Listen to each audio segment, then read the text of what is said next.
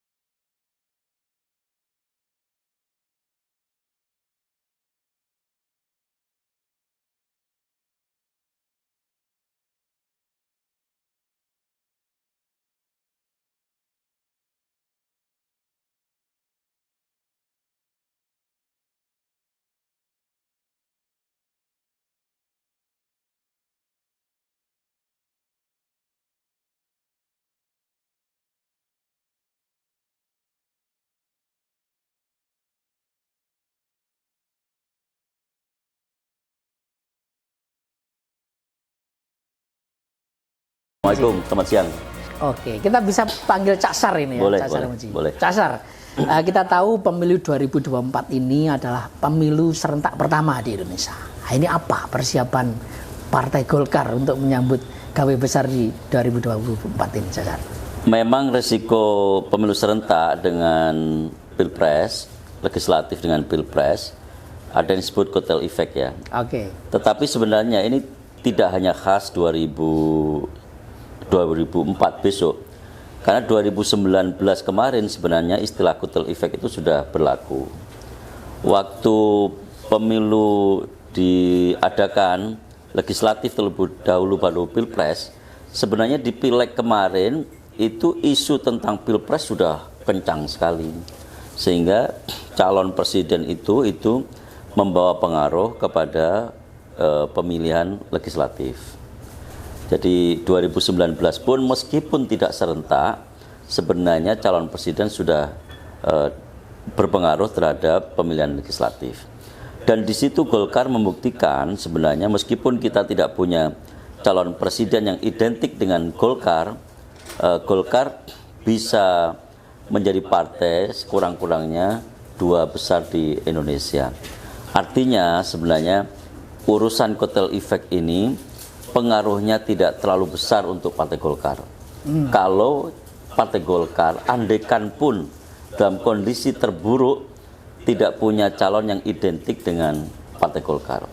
Tetapi dugaan saya seandainya Golkar punya calon yang identik dengan Partai Golkar, misalkan ketua umum kita, itu bisa menjadi faktor pendorong untuk naiknya suara Partai Golkar.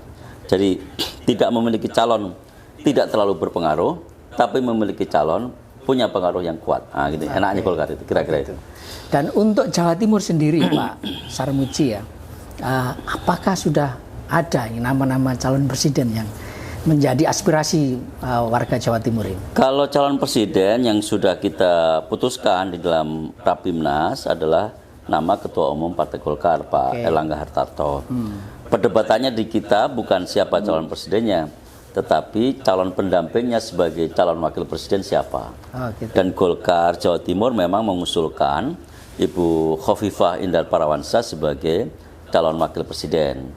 Karena kita menganggap Bu Khofifah itu sudah punya pengalaman yang panjang di pemerintahan dan organisasi masyarakat. Di pemerintahan sudah pernah jadi anggota DPR, pernah jadi menteri, pernah jadi gubernur. Di organisasi kemasyarakatan pernah menjadi ketua umum Muslimat, memenuhi syarat untuk mendampingi Pak Erlangga yang juga punya pengalaman dan jam terbang yang sangat tinggi di pemerintahan. Idealnya Pak Sarmuji, berapa lama sih kita memastikan calon presiden ini sebelum pemilu dilaksanakan gitu ya, sehingga ini efektif untuk memutar mesin politik kita gitu Pak Sarmuji? Sebenarnya waktu itu menjadi relatif ya. Di Indonesia itu ada yang biasa saya sebut sebagai kesadaran tiba-tiba. Ada calon yang tiba-tiba muncul dan mendapatkan sambutan yang luar biasa. Pak Jokowi, saya pikir 1,5 tahun sebelum pemilu, dari sisi elektabilitas belum siapa-siapa. Sangat rendah elektabilitasnya. Waktu itu yang muncul ya Pak Wiranto, Pak Prabowo. Tetapi begitu Pak Jokowi muncul, kemudian mendapatkan antusiasme yang besar di masyarakat. Nah, saya berharap Pak Erlangga juga begitu. Sekarang memang belum muncul. Tetapi begitu ada momentum yang bagus untuk muncul, mudah-mudahan Pak Erlangga bisa cepat sekali naik elektabilitasnya, mendapat sambutan dan antusiasme yang bagus juga. Ini ke pilkada Pak Sarmuji ya, di tahun 2020 pilkada terakhir ada 19 kepala daerah yang dicalonkan Golkar di Jawa Timur ya, dan 50% lebih itu dimenangkan oleh Golkar. Nah, untuk pemilu 2024, pilkada 2024, saya sudah punya gambaran. Kalau 2024 menurut saya dari sisi hitungan-hitungan kader Golkar jauh lebih banyak yang siap untuk running. Artinya ini potensi untuk naik ya kemenangan di pilkada 2024. Dan itu benar-benar kader Partai Golkar yang asli. Misalkan saya bisa sebut yang sekarang jadi wakil wali kota dan siap untuk menjadi wali kota, misalkan wakil wali kota Pasuruan, Mas Adi, ya. Wakil wali kota Malang, wakil bupati Pacitan, wakil bupati Madiun. Itu semua nama-nama itu sudah siap naik satu strip menjadi bupati. Dan dari sisi elektabilitas pantauan kita, penerimaan di masyarakatnya sangat besar. Yang lain misalkan yang siap di tempat yang lain yang mungkin akan beradu juga, yang incumbent misalkan Bupati Lamongan, insya Allah akan tetap menjadi bupati, calon bupati, dan mudah-mudahan akan menjadi bupati. Terus lalu Bupati Tuban, kader kita Mas Lindra, insya Allah akan siap tetap menjadi calon bupati dan mudah-mudahan menjadi bupati juga. Nah, jauh lebih siap di 2024 menurut saya dibandingkan 2019 yang kemarin. Artinya pilkada maupun pilpres ini nanti akan menjadi senjata utama untuk meningkatkan perolehan suara Golkar secara keseluruhan, secara nasional. Benar. Dan di 2024 ini nanti di pilkada targetnya berapa Pak? Apakah jadi pemenang begitu Golkar di Jawa Timur? Ya, target kita secara kuantitatif tentu di 60% ke atas, ya, karena itu target nasional kita. Artinya secara kuantitatif itu kemenangan dalam koalisi pilkada itu kita menang. Tetapi secara kualitatif kita juga ingin kader yang menang itu adalah kader Partai Golkar. Bukan sekedar orang yang kita usung dalam koalisi yang asal muasalnya itu barangkali dari partai lain atau dari profesional dan sebagainya. Mudah-mudahan baik kuantitatif maupun kualitatif kita bisa naik di 2024. Itu secara nasional Pak ya? Yang saya bicara tadi Jawa Timur sebenarnya. Yang saya bilang tadi misalkan wakil bupati Madiun, wakil bupati Pacitan, wakil wali kota Malang, wakil wali kota Pasuruan, itu semua kan kader murni Partai Golkar.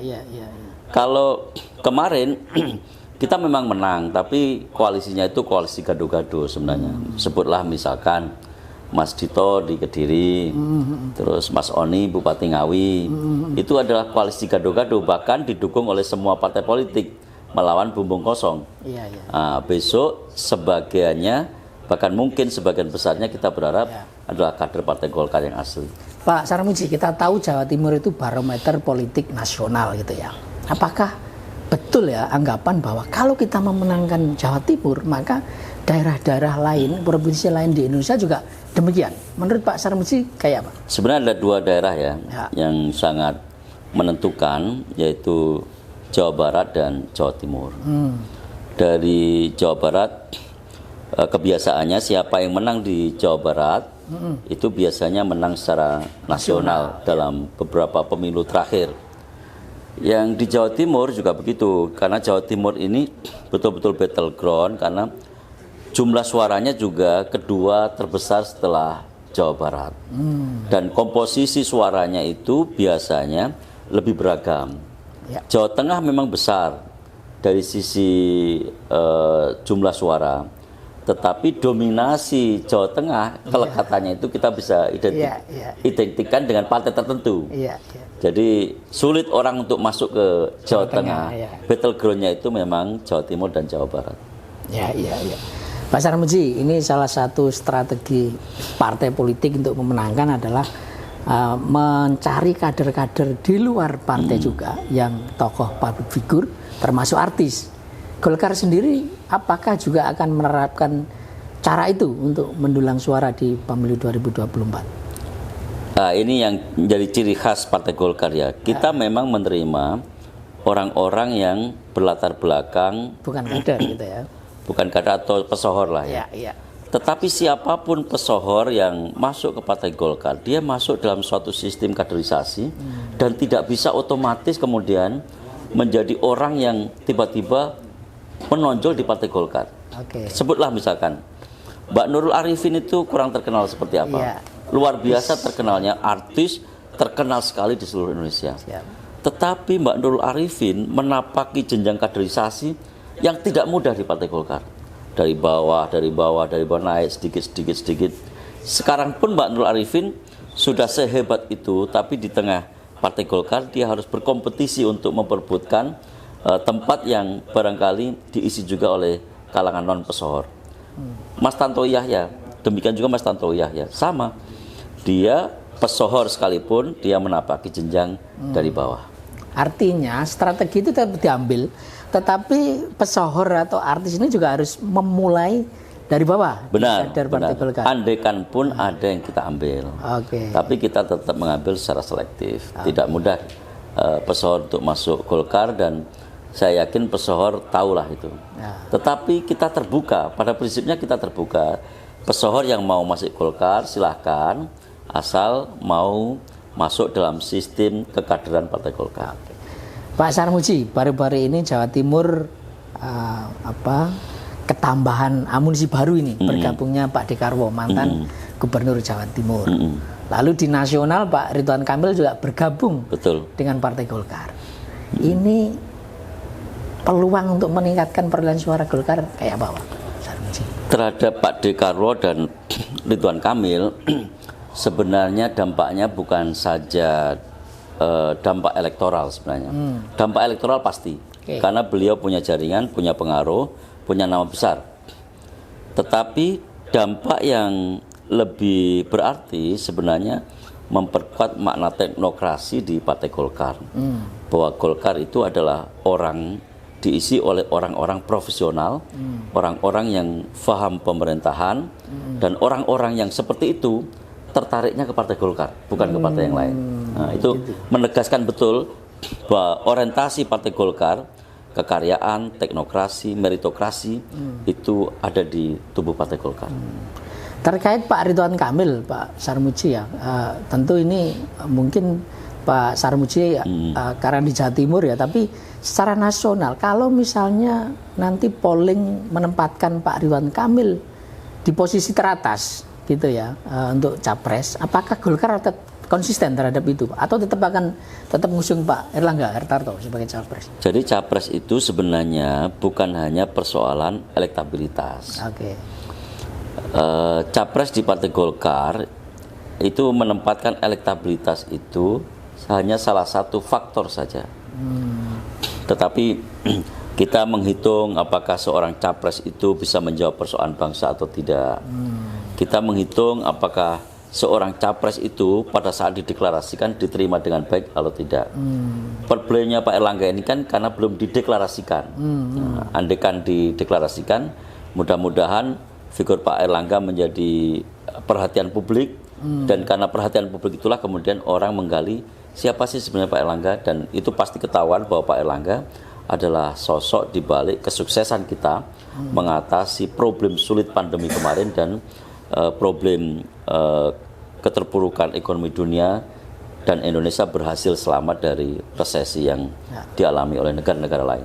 Di banyak kesempatan Pak Sarmuji, isu Pak Harto itu juga diusung oleh Golkar. Artinya kesuksesan Pak Harto ketika memimpin negeri ini kemudian dianggap itu juga bagian dari kesuksesan Golkar.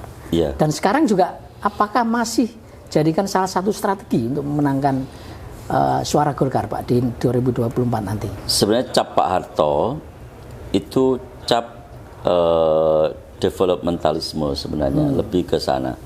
Faham yang mengutamakan pembangunan dan kesejahteraan rakyat. Kenapa Golkar identik dengan Pak Harto? Saya pikir karena Golkar dinilai adalah partai yang berhasil membangun Indonesia dan menjamin kesejahteraan rakyat Indonesia selama berpuluh-puluh tahun. Bahkan hingga saat ini sebenarnya cap itu masih ada. Jadi kalau ngomong Golkar itu adalah satu kelompok manusia yang siap menghantarkan rakyat Indonesia menuju kesejahteraannya. Dan bahkan kesuksesan Pak Jokowi ini sebenarnya hari ini saatnya Pak Jokowi dinilai sukses, salah satunya adalah keberadaan kader-kader Partai Golkar yang menopang kepemimpinan Pak Jokowi. Artinya itu dianggap efektif Pak. Sosok Pak Harto menjadi bagian strategi kampanye Golkar itu apakah efektif? Kalau efektivitasnya mesti kita ukur ya. Tetapi kesamaan ideologinya itu barangkali mirip gitu. Antara Pak Harto dan Golkar itu kira-kira gambaran sosoknya itu orang yang siap ideologi satu gitu ya, frame ideologi. Jadi ideologi yang mensejahterakan rakyat. Oke. Pak Sarmuji, beberapa waktu terakhir banyak isu yang atau banyak gagasan bahwa presiden itu mestinya tetap harus dari Jawa ya. Karena mungkin pemilihnya memang memilih dari Jawa tentu lebih besar itu ya. Apakah ini juga akan berlaku di pemilu 2024 nanti? Memang ada sesuatu yang tak terkatakan, Mas. Yang sulit diukur dengan survei. Kalau diukur dengan survei, orang akan menjawab sesuai dengan nilai dan pengetahuan yang diajarkan. Tetapi sebenarnya yang tidak terbaca oleh survei adalah alam bawah sadar seseorang. Di survei misalkan, apa yang mempengaruhi Anda memilih calon presiden? Nanti akan jawabannya, sebagian besar akan normatif. Sebagian besar akan menjawab program kerja, visi, ketokohan, dan lain-lain. Urusan suku, agama dan lain-lain itu pasti disimpan di alam bawah sadar. Tetapi justru alam bawah sadar itulah yang menentukan sebenarnya. Itu yang tidak terbaca oleh survei secara normatif. Meskipun survei itu sudah melalui dan diuji oleh metodologi yang ilmiah sekalipun. Artinya faktor itu memang tetap mempengaruhi di semua pemilu. Faktor itu diakui ya, atau tidak berpengaruh.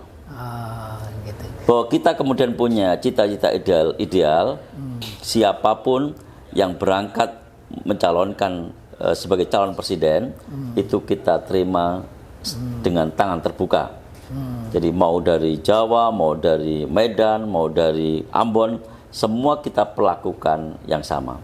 Tetapi pemilih akan menggunakan pilihannya berdasarkan identifikasi tertentu, keidentikan tertentu maksud saya. Pak Sarmuji, tadi sudah disampaikan Golkar Jatim akan mendorong Bukofifa untuk ke kancah nasional gitu ya. Kalau misalnya nanti betul terpilih sebagai wakil presiden, lalu di Pilgub Jatim sendiri kayak apa? Siapa ini calon untuk didorong untuk menggantikan Bukofifa di Jawa Timur, Pak Sarmuji? Pilgub Jatim masih banyak tokoh. Kita tidak kekurangan tokoh yang bisa berlaga ya. Masih ada Mas Emil, masih ada Lanyala Mataliti, masih ada Bu Risma, masih ada misalkan Pak Jarod, dan banyak lagi figur yang bisa Pak Sarmuji masuk ditampilkan. Harusnya ini. Saya tidak tahu karena saya tidak bisa menilai diri saya sendiri. Jadi artinya nanti dari luar kader pun ada potensi untuk diusung Golkar di Jawa Timur. Bisa, karena gini, fungsi partai politik itu salah satunya adalah rekrutmen politik ya. Rekrutmen politik tentu saja yang ideal adalah berasal dan bersumber dari internal kader. Karena partai politik juga melakukan pendidikan politik, melakukan pendidikan dan kaderisasi di secara internal. Tetapi andaikan kita melihat ada sosok yang baik untuk bisa menjadi calon gubernur Jawa Timur di luar kader, bisa saja kita melakukan kombinasi atau memilih salah satu dari mereka yang berada di luar kader partai politik. Oh, baik, Pak Sarmuji, closing statement dari Pak Sarmuji untuk menyambut pemilu 2024, silakan Pak Sarmuji. Ya, pemilu itu pesta demokrasi, jadi kita mesti laksanakan dengan riang gembira. Tidak ada pesta yang berawal dan berakhir dengan kesedihan. Mestinya pesta itu harus berawal dan berakhir dengan kegembiraan. Kita sambut saja pemilu dengan rasa gembira, dengan tangan terbuka. Siapapun yang terpilih dalam kontestasi pemilu, baik legislatif, eksekutif, presiden, gubernur maupun bupati, semuanya adalah kader terbaik bangsa Indonesia. Luar biasa sekali Pak Sarmuji. Terima kasih. Tribuners dan pembaca harian Surya dimanapun berada, tadi obrolan gayeng dengan Pak Sarmuji, Ketua DPD Partai Golkar Jawa Timur. Kita akan bertemu dengan tokoh-tokoh politik berikutnya. Saya Trimulyono mengakhiri. Wassalamualaikum warahmatullahi wabarakatuh.